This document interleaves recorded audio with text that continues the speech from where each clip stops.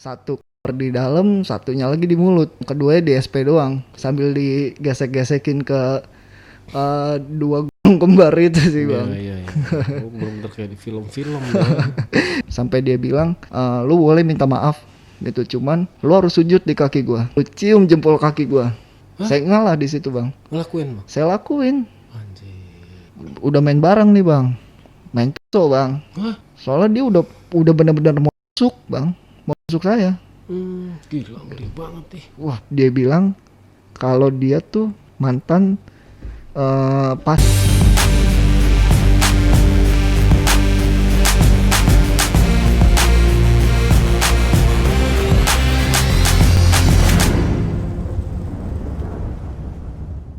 Assalamualaikum warahmatullahi wabarakatuh. Ketemu lagi sama saya, Andi. Satu-satunya host yang bisa bikin kamu nyaman dan sudah mulai terlihat tampan.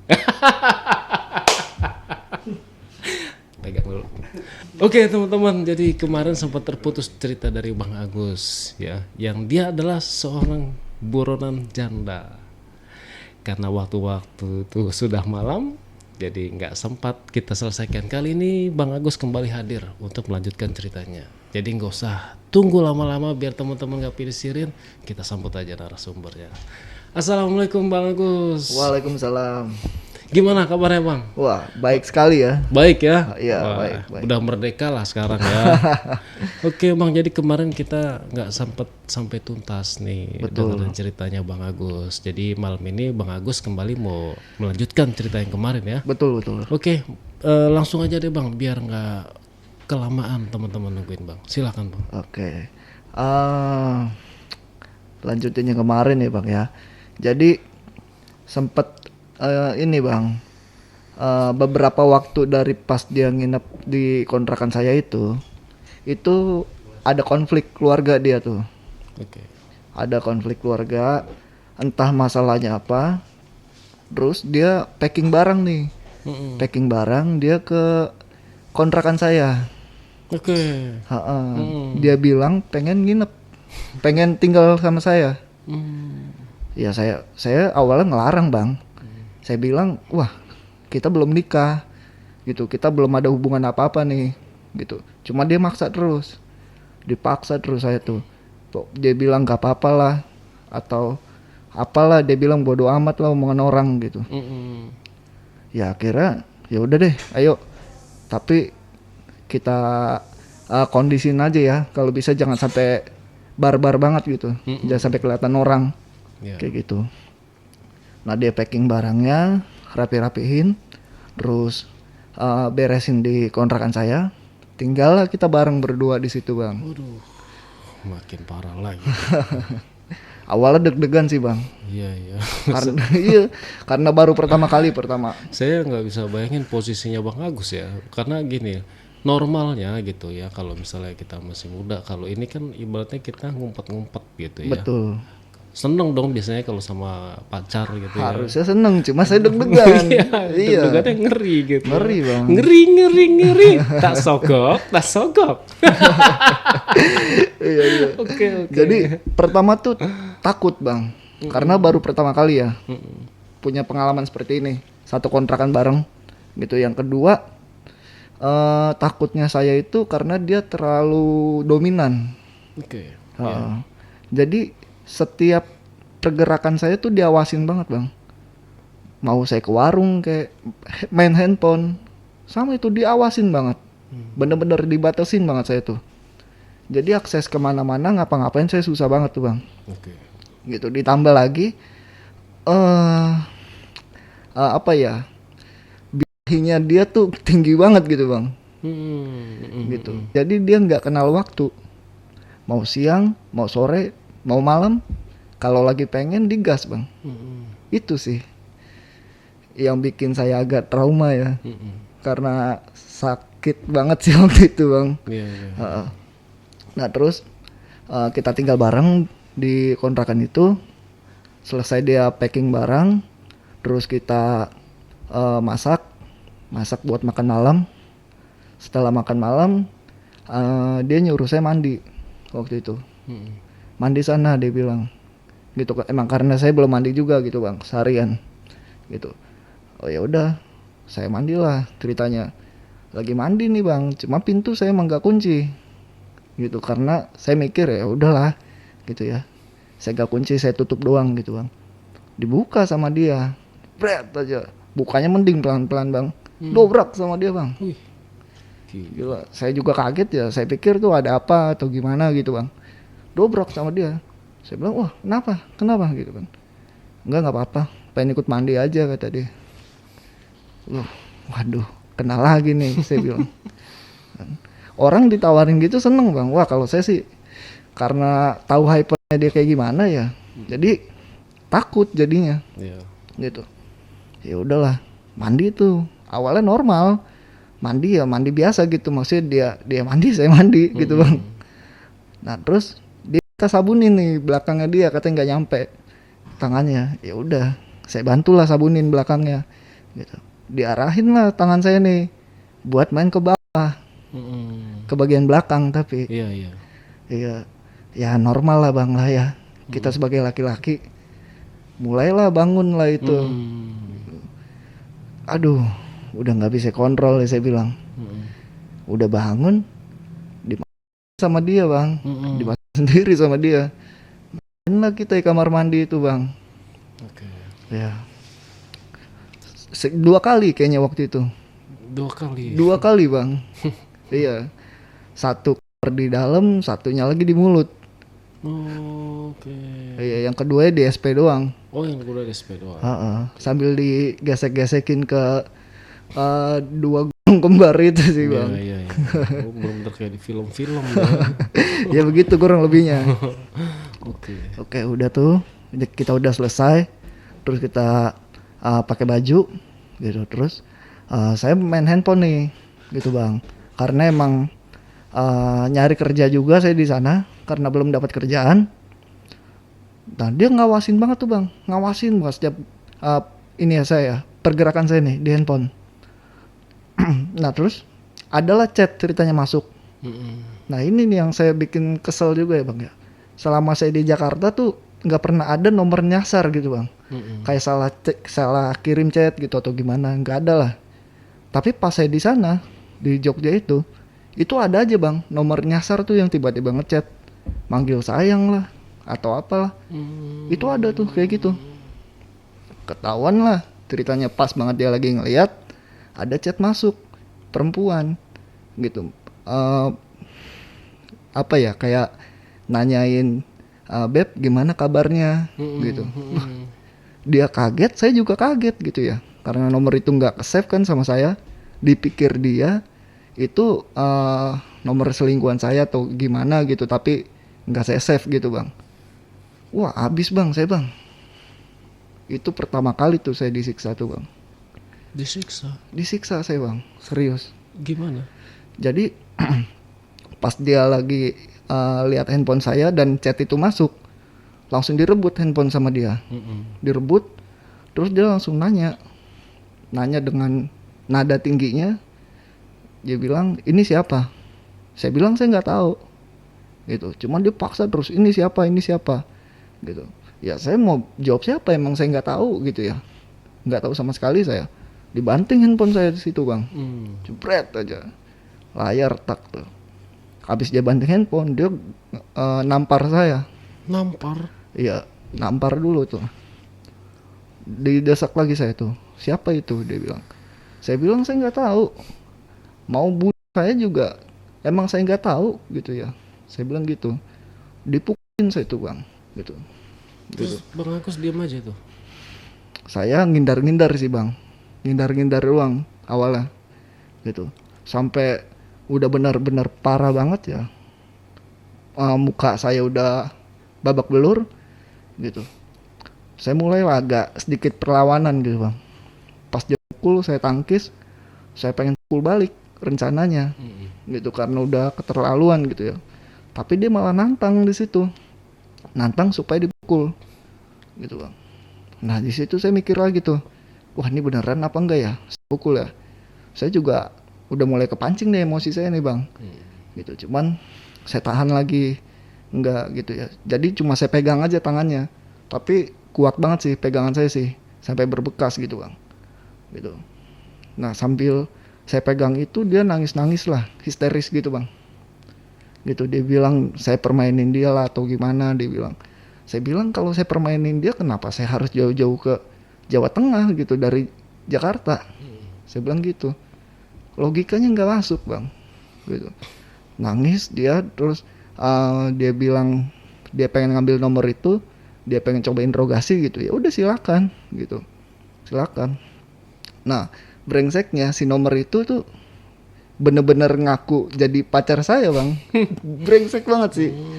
Tapi Bang Agus emang nggak tahu nih siapa. Nggak tahu sama sekali saya bang, sumpah gitu. Dan di telepon pun perempuan lagi. Perempuan. Iya, bukannya laki-laki gitu ya bang ya. Sampai akhirnya diajakin ketemuan gitu. Terus saya tantangin balik kan. Saya bilang ya udah ayo, kalau emang pengen ketemu. Saya bilang kan, emang saya nggak tahu kan. Saya nggak tahu dan saya nggak ngerasa. Makanya saya berani situ. Cuma ngindar terus tuh. Itu orang tuh bang, yang ngaku jadi pacar saya itu, gitu. Nah, si perempuan ini, si cewek yang sama saya itu, dia masih nganggep itu permainan saya bang, gitu. Jadi masih percaya sama omongan si cewek yang gak jelas itu. Ya saya udah mohon segala macam lah bang, sampai dia bilang, lu boleh minta maaf, gitu. Cuman lu harus sujud di kaki gua. Lu cium jempol kaki gua. Dia bilang gitu. Terus? Iya. Ya udahlah. Saya ngalah di situ bang. Ngelakuin bang? Saya lakuin. Anjir. Saya lakuin. Karena apa ya? Daripada saya dipukulin, mikirnya. Terus daripada saya terus dituduh lah apa segala macem, gitu. Terus daripada ngundang keramaian juga, karena dia histeris banget.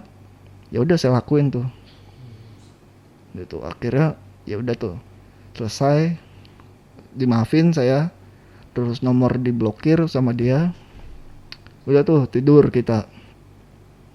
Nah besok paginya saya bangun, di handphone tuh ada notifikasi ya, panggilan kerja waktu itu bang. Nah saya bilang sama dia, wah ada nih panggilan kerja nih, saya bilang kayaknya bisa nih saya interview di sini. Dia bilang jangan, dia bilang. Loh, kenapa jangan? Itu pabrik ya bang ya waktu itu. Waktu pas dapat panggilan itu. Dia bilang kalau di pabrik itu dunianya terlalu terlalu kejam katanya. Jadi karyawan-karyawannya itu banyak yang nyeleneh gitu bang. Ya saya seumur-umur sih belum pernah kerja di pabrik bang. Belum pernah. Gitu. Nah terus dia bilang begitu, katanya kalau di jam kosong suka banyak cowok sama cewek tuh yang ngelakuin hal yang enggak gitu bang, kayak gitu, atau malah berhubungan gitu kata dia. Ya saya bilang saya niat kerja benar di sini gitu, jadi kalau ada yang ganggu saya atau ngegodain saya, ya saya bilang saya tinggal kuatin iman saya buat nggak begitu, saya bilang gitu. Nah terus dia bilang, ya lu ke gua aja gimana? Dia bilang, lu nggak kuat kan iman lu? Dalam hati saya bang, sebenarnya bukannya karena nggak kuat iman saya sih kuat banget maksudnya nahan gitu ya. Cuman kan kalau saya nggak mau saya dihajar bang sama dia. Mau nggak mau saya turutin.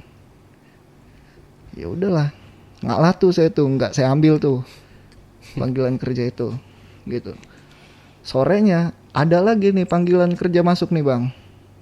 Dari restoran, kafe kayak gitu ya. Nah terus dibilang lagi sama dia, jangan, gitu. Loh kenapa? Tadi pabrik jangan karena katanya terlalu brutal gitu ya, terlalu barbar gitu ya. Sekarang kafe jangan juga nih gitu kan. Kenapa? Ya kafe banyak karyawan ceweknya, dia bilang. Tadi godain apa segala macam gitu. Loh saya bilang ini kesono jangan kesini jangan nih, kerja apa jadinya? Posesif banget dia. Parah bang, posesifnya parah banget, gitu. Kerja apa jadinya? Terus gimana saya dapat uang? Sedangkan kita di sini kontrak, gitu. Kontrak kan kita harus bayar. Hari-hari kita harus makan, ngandelin tabungan saya nggak seberapa. Namanya uang kalau kita pakai terus menerus ya bang ya, pasti habis ya gitu. Nah terus dia bilang pokoknya jangan, nanti cari aja lagi yang lain, dia bilang. Oh ya udah gitu. Udah tuh malam, terus besokannya saya coba ngelamar lagi, lamar kerjaan. Nah ada tuh yang calling satu restoran gitu bang. Jaraknya lumayan cukup jauh ya dari tempat saya ngontrak tuh gitu. Nah terus saya ngomong sama dia, ini gimana, ambil nggak, saya bilang gitu. Ya coba dulu deh, dia bilang gitu. Dia ngizinin tuh, tapi dia ikut bang interview. Ikut saya tuh. Agak kebebanin juga sih ya sebenarnya ya, tapi nggak apa-apa lah, biar senang aja gitu. Ikut dia ngantri saya, terus saya sampai kita di restoran itu, ketemulah sama supervisornya. Mulailah saya diajak masuk ke dalam tuh, dia nunggu di depan. Interview lah saya tuh 10-20 menit interview. Sebenarnya sih keterima sih bang, sebenarnya ya gitu. Nah terus saya ngomong nih sama dia, selesainya saya diterima nih di sini, besok udah bisa mulai kerja, saya bilang gitu. Dia bilang jangan gitu. Loh, kata saya, kenapa jangan? Ini udah interview loh, udah tinggal kerja doang, saya bilang gitu. Jangan, ini kejauhan, dia bilang. Gokil. Gila sih, kejauhan dia bilang. Kalau diambil yang ini, kita mau nggak mau harus pindah kontrakan, uang lagi, dia bilang. Make sense sih sebenarnya ya, masuk akal gitu. Cuman saya mikirnya dua yang kemarin gak diambil nih, dekat gitu. Ini yang jauh diambil tapi nggak dibolehin lagi karena jauh gitu. Wah udah deh, ya udah kita pulang, saya bilang gitu. Pulanglah kita gitu. Itu sambil jalan tuh saya sambil muter otak tuh bang, ini gimana nih, tabungan udah mau habis gitu bang, tabungan udah mau habis, ditambah lagi kerja kesana sini saya nggak dibolehin gitu. Terus pas sampai rumah saya ngomong sama dia, apa saya ngamen aja kali ya gitu. Saya kebetulan kan bisa main gitar ya bang. Rencananya tabungan saya itu saya pengen beliin gitar lah yang harga-harga di bawah 300 gitu bang. Buat nyari uang hariannya gitu bang. Selama sebelum kerja itu nggak dibolehin juga sama dia gitu. Mau malu-maluin dia bilang, ngamen begitu, dia bilang gitu. Loh kok malu-maluin, saya bilang. Nggak ada yang malu lah kalau begitu.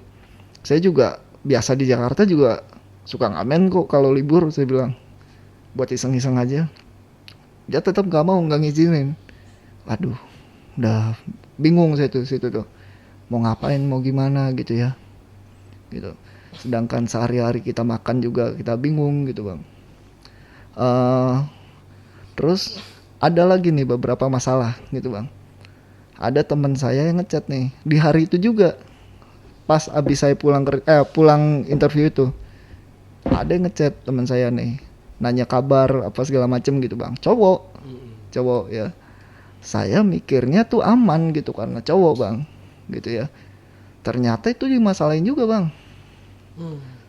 dimasalahin juga gitu. Dibilang dia nih, ini temen yang nggak beres selama saya di Jakarta nih. Gitu. Oke. Iya, kata saya apa sih gitu, nggak jelas loh.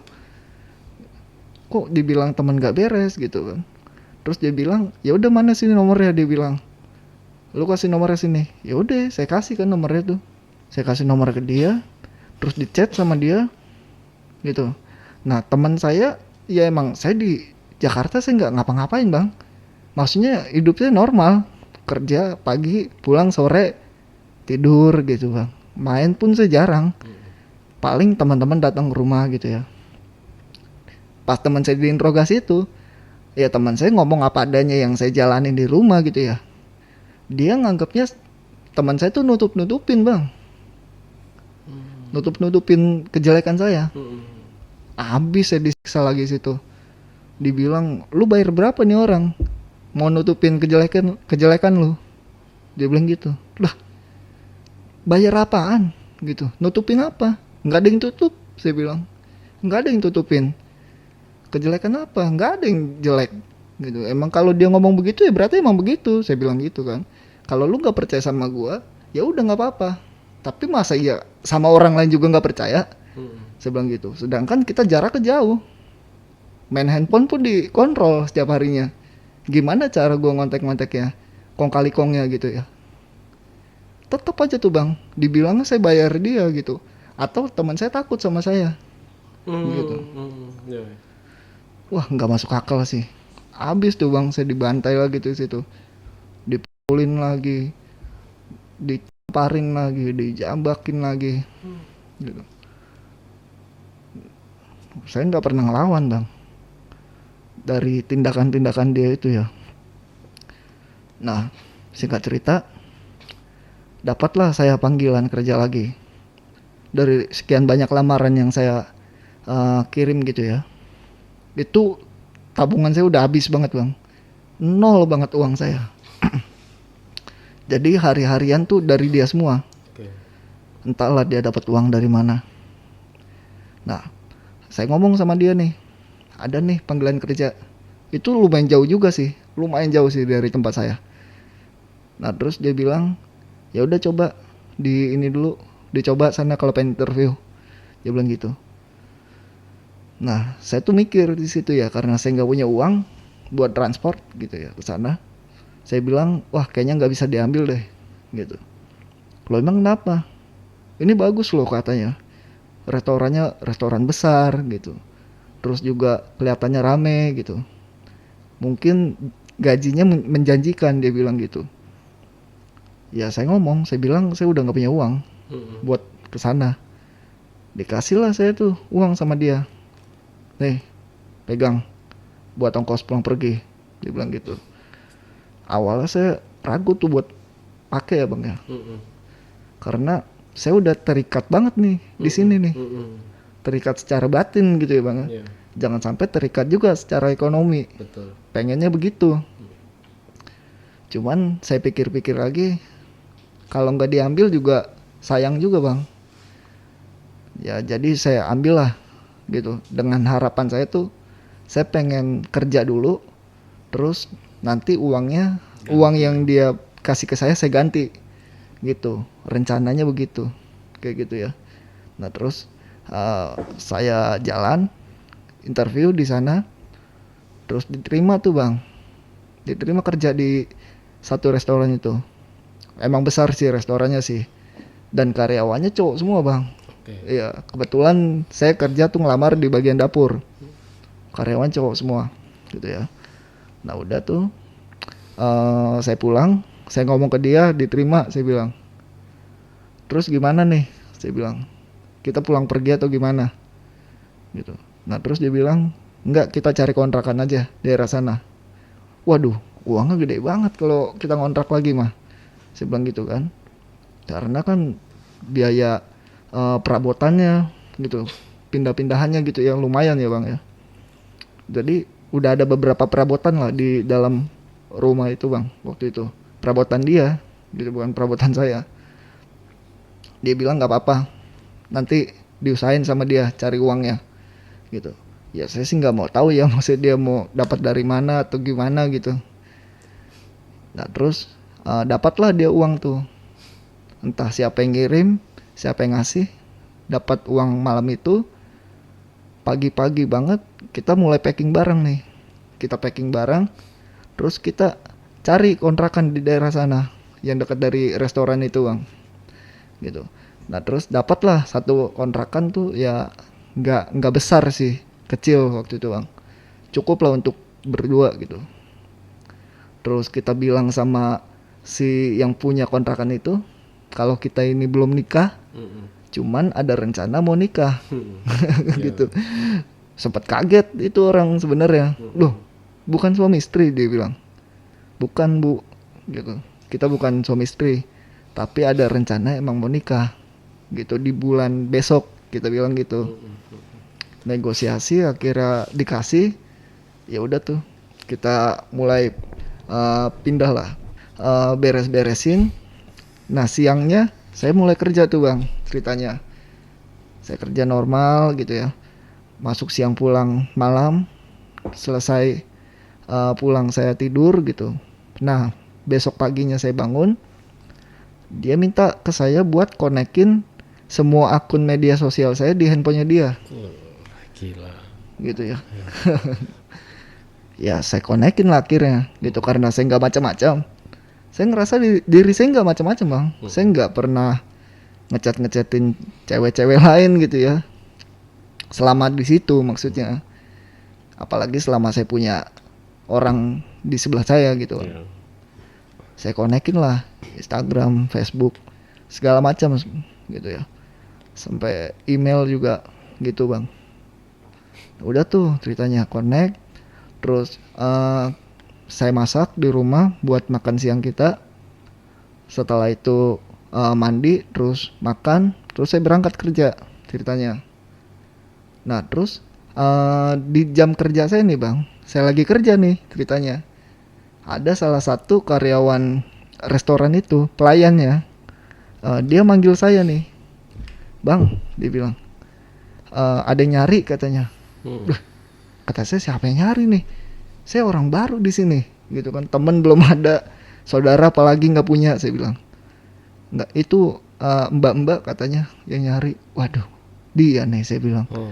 Saya turun lah ke bawah. Saya lihat di depan, ada dia bang di depan restoran. Saya bilang, mau ngapain? Gila. Mau ngapain? Datang. Dia bilang, enggak, gue pengen pastiin aja lu kerja apa enggak, gitu. Gue takutnya lu main. Anjir, segila itu loh bang. Saya bilang, lu gila ya? Gue punya teman enggak di sini? Saudara gue juga nggak punya. Gue mau main kemana? Duit gue nggak punya loh. Nggak masuk akal loh bang. Gila. Sampai segitunya lo curiganya ke saya, gitu ya. Terus udah tuh dia mastiin saya ada di tempat kerja. Terus udahlah dia pulang, saya lanjut lagi kerja. Ya jadi bahan pertanyaan maksudnya sama karyawan lain ya bang ya, gitu.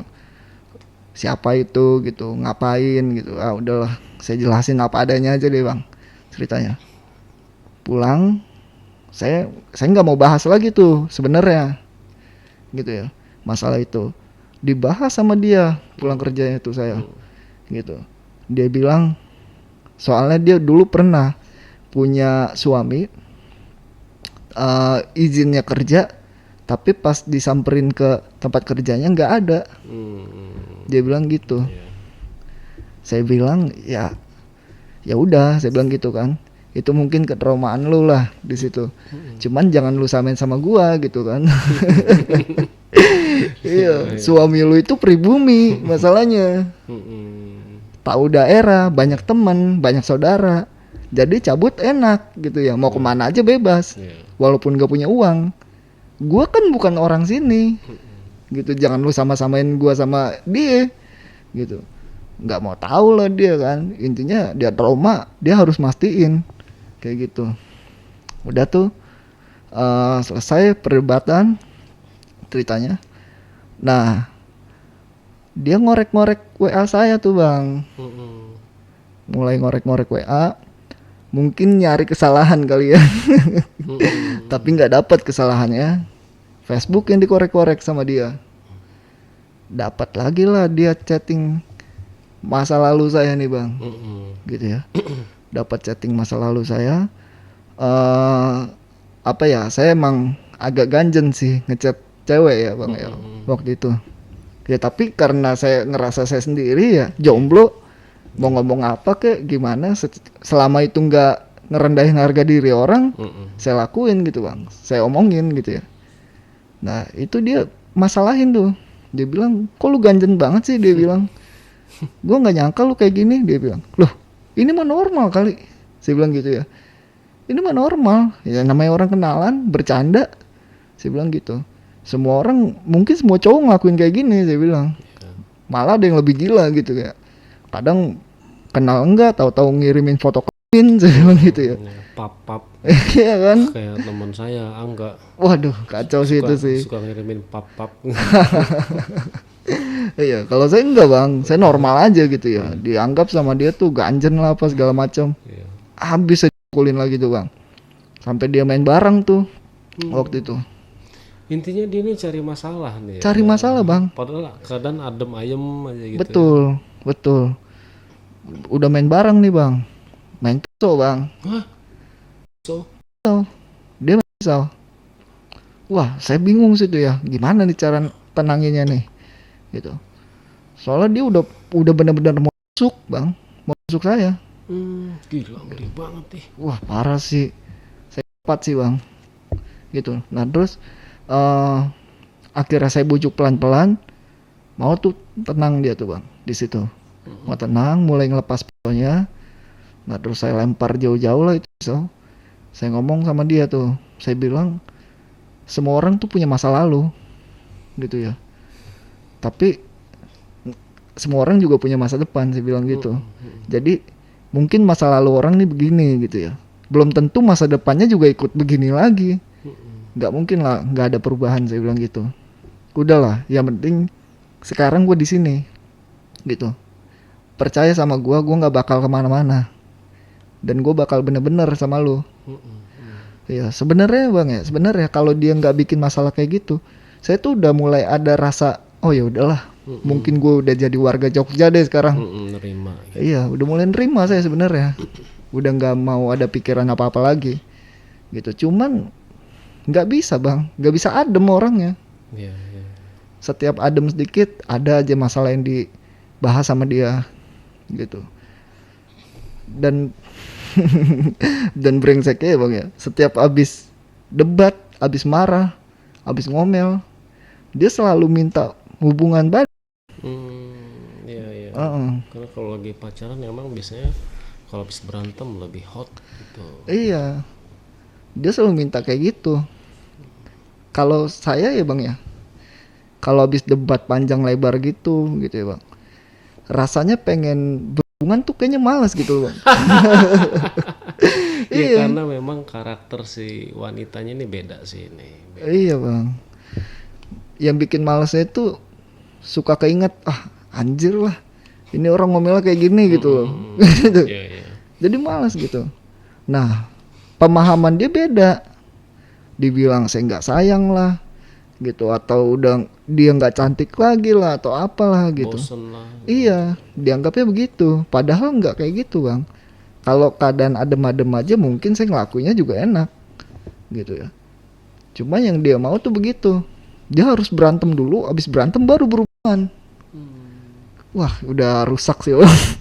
Rusak sih saya bilang sih.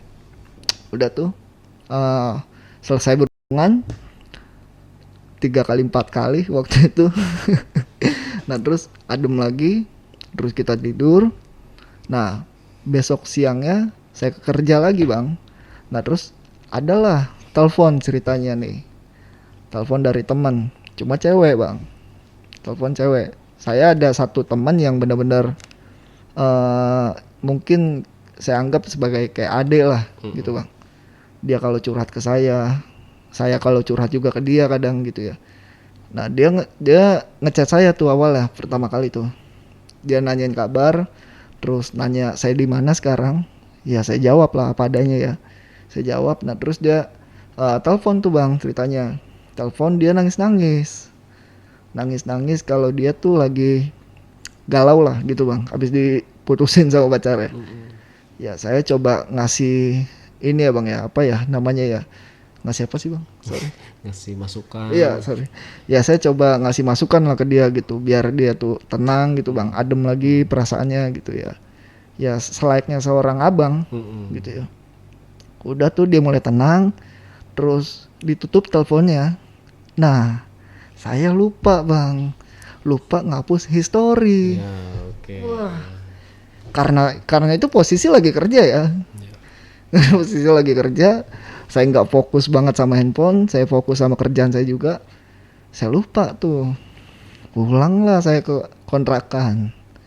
Pulang ke kontrakan, adem aja tuh bang, gitu kan.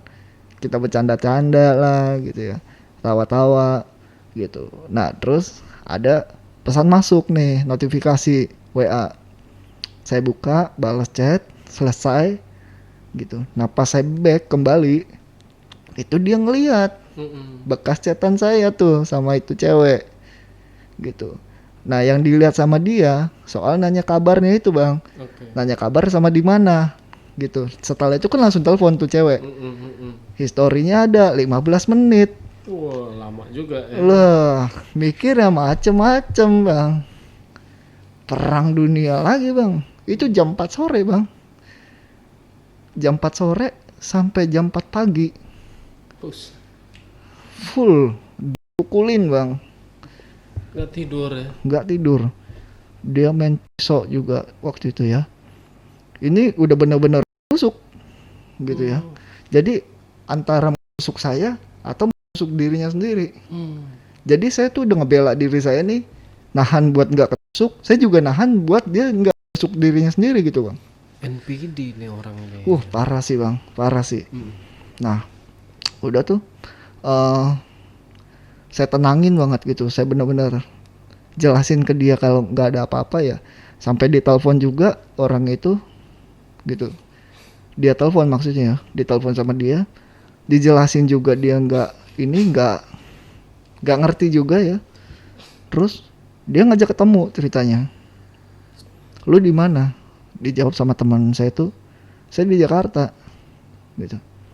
Ya udah, kalau emang lu nggak ada apa-apa gitu sama si Agus, kita ketemu.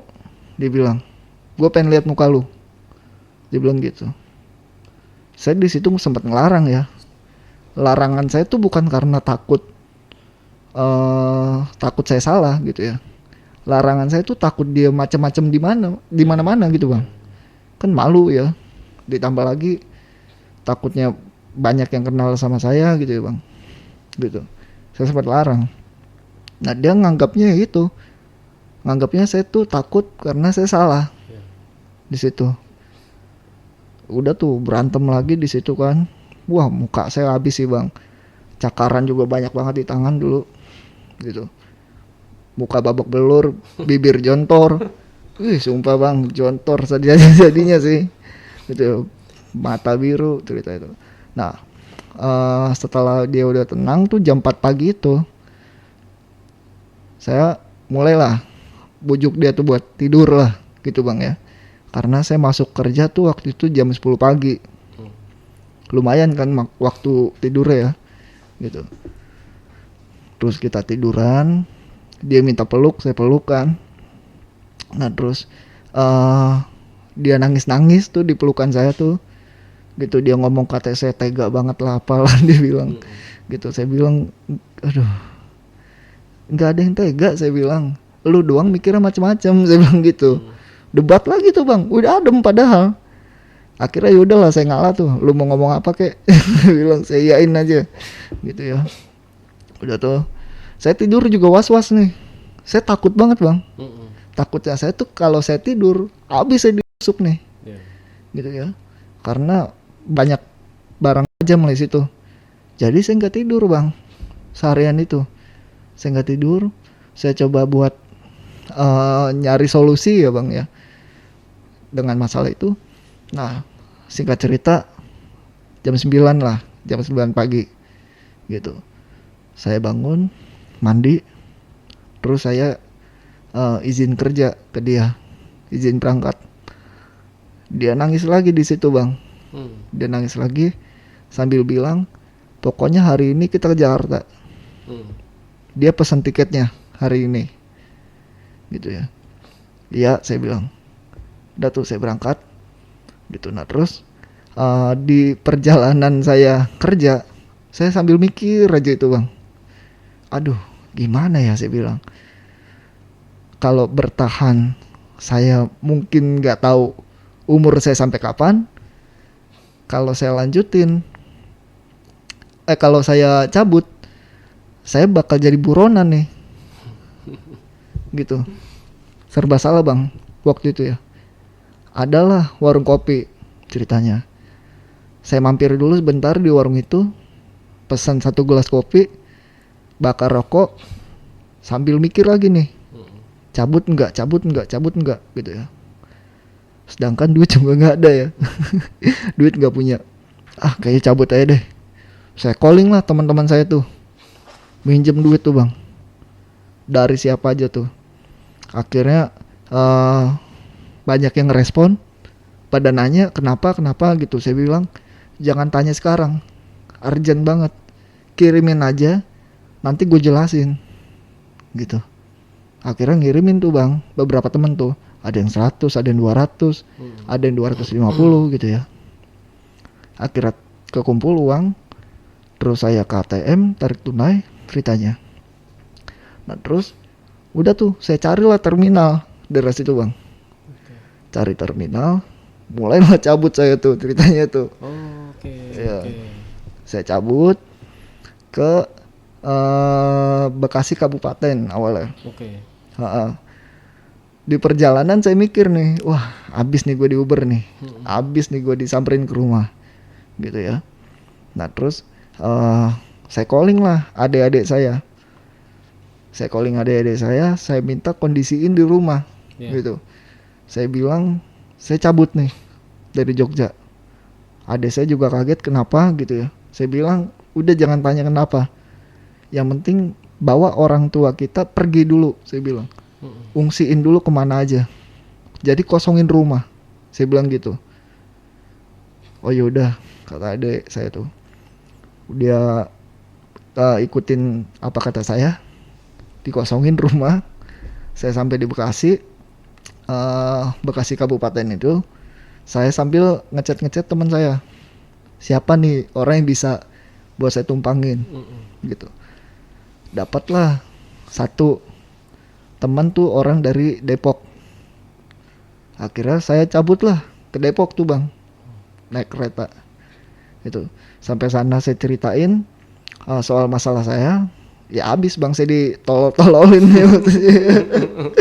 Lu tolol aja jadi orang gitu. Kok bisa lu kayak gini gitu. Ya saya bilang dari awal sampai sekarang gue tuh dijebak gitu ya. Dari pertama gue kenal tuh gue dijebak gitu. Dia punya suami, dia ninggalin suaminya gitu. Jadi gue dibikin terpaksa buat ngikutin maunya dia gitu ya. Jadi seakan-akan kan gue jadi bersalah nih gitu ya, karena udah ngerebut istri orang gitu. Dan gue harus tanggung jawab karena gue udah ngelakuin hubungan selayaknya suami istri sama dia gitu. Terus setelah itu gue dijebak lagi, dihabisin uang gue buat make uang dia gitu sehari-harinya. Pokoknya penuh dengan jebakan lah gue di situ. Saya bilang gitu ke dia. Akhirnya teman saya juga pahamin kondisi saya gimana, terus nampung saya lah di situ.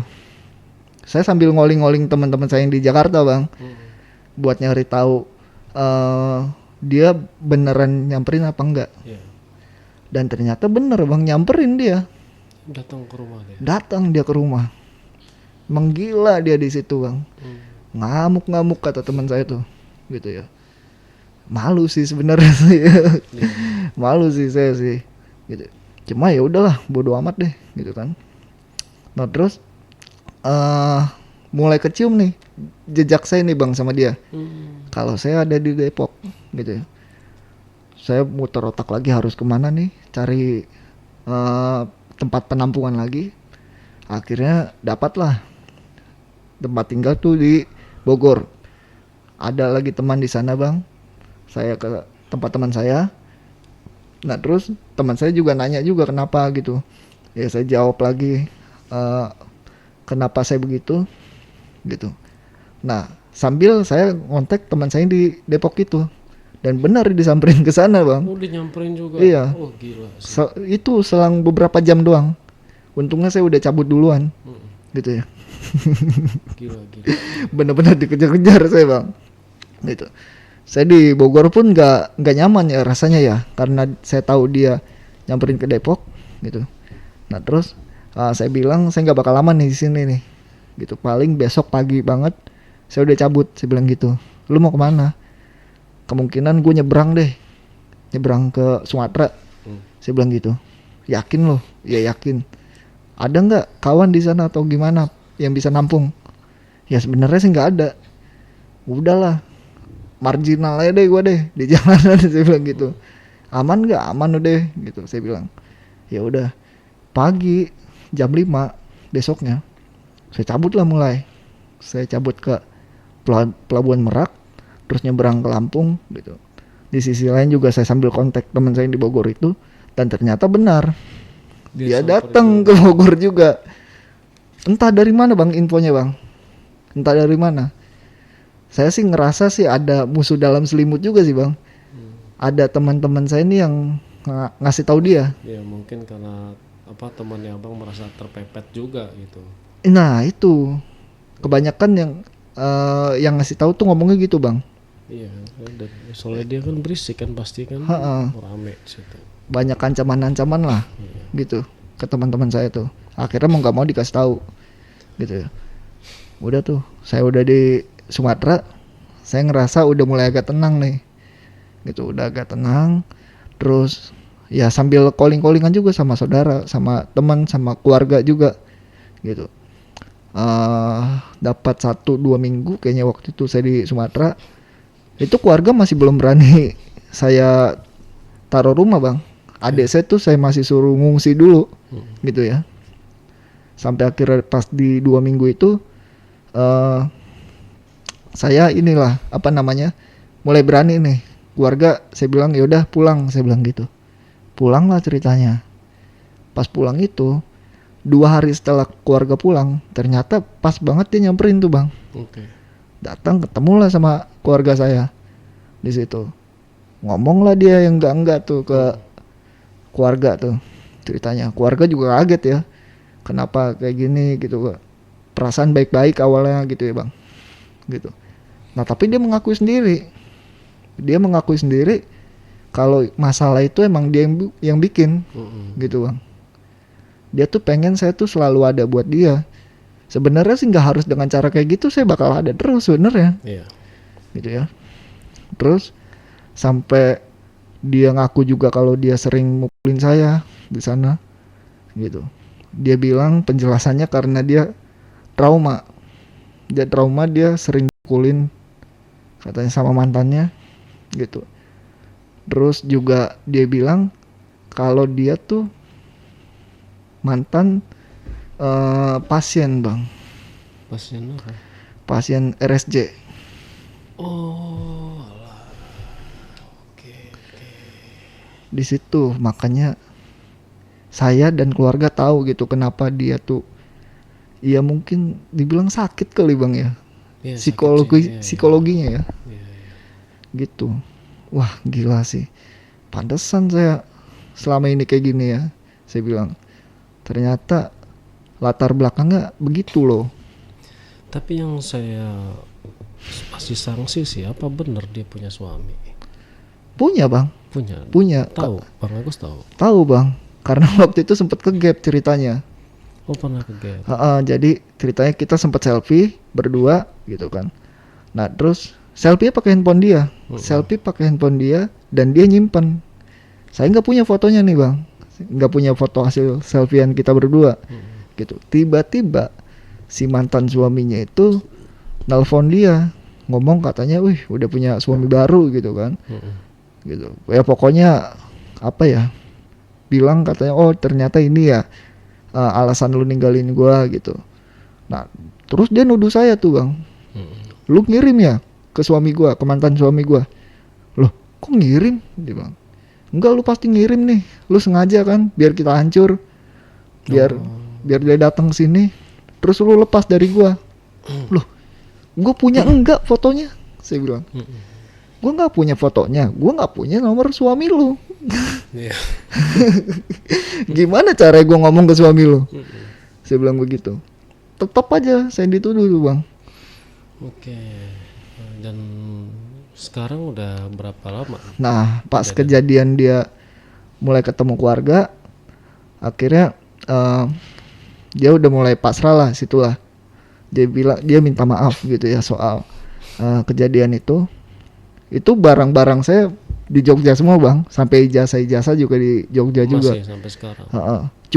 Cuman setelah itu dia minta maaf, terus dibalikin semua sama dia. Dikirimin lot paket sih waktu itu. Kayak gitu. Nah ya saya ngerasa udah aman, keadaan tuh udah kondusif. Akhirnya saya baru berani pulang tuh ke Jakarta Ke lagi. Jakarta lagi sampai sekarang. Sampai sekarang sih alhamdulillah sih bang. Tapi udah nggak ada komunikasi sama sekali.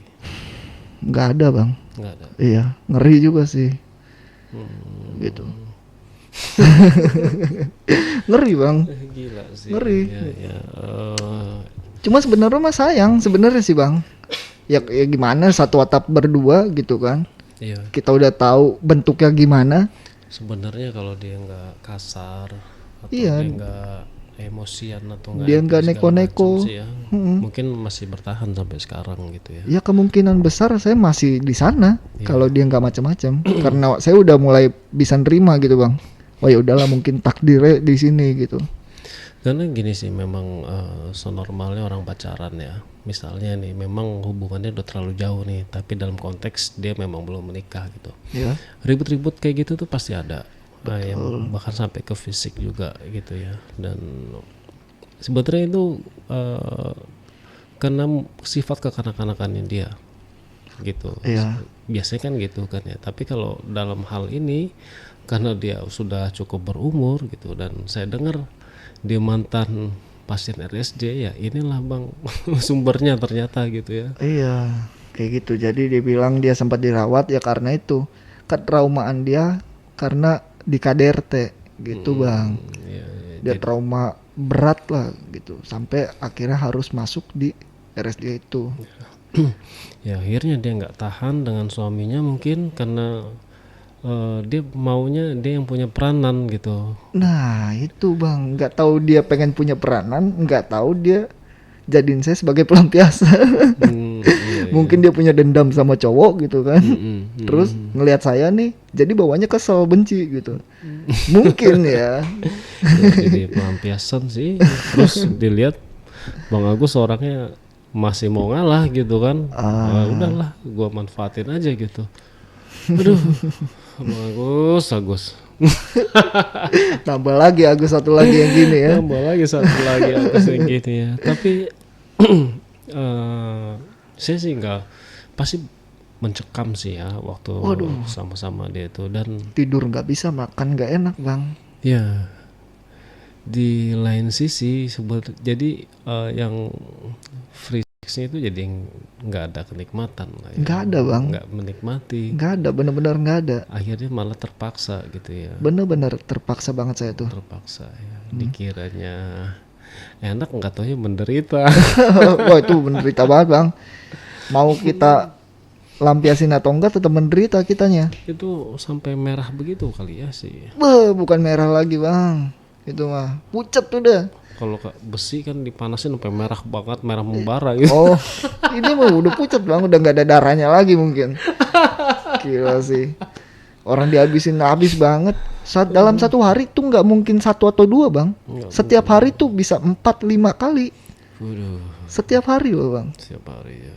Iya. Gimana cara nih ngecas gini? Nggak ketampung. Ya, mungkin dia pikirnya biar lo di luar gak usah macem-macem lo. Gua habisin dulu di rumah deh. Terserah deh lo keluar bawa kosongan aja. Bisa jadi sih. Cuma kan lemas juga kitanya ya. Iya. Tapi dari pihak keluarga bisa maafin Bang Agus. Iya, alhamdulillah sekarang udah mulai bisa maafin lah. Awalnya memang kaget sih, kok sampai sejauh itu, gitu ya. Itu sih ya memang nggak disangka-sangka ya ketemu dengan orang random kayak gitu, masuk ke jebakannya dia pelan-pelan, dan dia sebetulnya pinter juga sih Wah parah bang, untuk menjebak Bang Agus parah ini. sih. Langkah dia tuh 2-3 kali di depan saya bang. Iya, dia tahu trik-triknya gitu. Ngeri sih, ngeri orang kayak gini. Nggak tahu kalau misalnya masih diterusin mungkin udah cacat. Bisa jadi, Udah bisa cacat jadi kali sih. Bang Agus nih. Aduh. Ya karena beberapa bulan aja kan udah habis banget bang. Habis babak belur terus muka saya. Terus kapok nggak kenal sama perempuan? Wah jadi pembelajaran banget ya bang ya. Jadi Lebih hati-hati gitu bang sekarang. Bener-bener nggak mau random lagi ngechat orang gitu ya. lebih ngebatasin. Enggak sih, emang normal sih kalau laki-laki masih jomblo gitu ya. Ya wajar lah nyari-nyari pasangan di sosial media gitu kan. Spill-spill genit-genit itu masih wajar sih. Cuma ya gitulah kalau di sosial media gitu ya, kita nggak tahu karakter orang. Iya, Kita nggak tahu macam-macam jenis-jenis orang gitu kan. Betul. Apakah dia jenis bajing loncat kah? Ataukah dia jenis cicak-cicak yang suka di dinding kan, kita nggak tahu. Iya. Kalau di dunia nyata kan kita kelihatan jelas. Nah, itu sih saya sekarang lebih dominan nyari yang benar-benar ada di depan mata aja sih. Iya. Gitu. Trauma banget saya jadi. Ngeri sih, ngeri asli. Ngeri. Tak sogok. Pengennya ngeri-ngeri sedap sih. Cuma ini ngeri-ngeri doang, bukannya sedap ini, Bang. Oke Bang Agus, dan dari pengalaman itu ya jadi pengalaman berharga lah ya. Betul. Sekarang Bang Agus sudah bebas, cuma masih tetap ada rasa dihantui rasa takut gitu ya. Betul, Bang. Takutnya dia masih cari gitu ya. Betul. Oke Bang Agus, ya saya doakan sih semoga lancar sih ke depannya Bang. Amin. Nggak ketemu orang-orang yang aneh lagi. Amin. Gitu ya. Dan mungkin sebelum kita tutup podcastnya, Bang Agus bisa mau ada pesan-pesan buat penonton, silakan. Pesannya sih hati-hati aja. Hati-hati sama orang baru. Apalagi yang kita nggak kenal ya, yang kita nggak tahu gitu. Karena kita nggak tahu nih ke belakangnya enak atau nggak enak gitu ya. Itu aja, lebih hati-hati aja. Ya, hati-hati kalau dikasih enak di depan. Wah, itu harus hati-hati tuh. Betul. Iya kan, siapa tahu belakangnya malah enak terus. Kalau enak terus mah enak atuh, Bang. Oke, Bang Agus, terima kasih banyak buat Yuk, sama-sama. ceritanya, Bang. Siap. Bang Agus sudah curhat di sesi ceban. Curhat dong, Bang Andi. Oh, oke.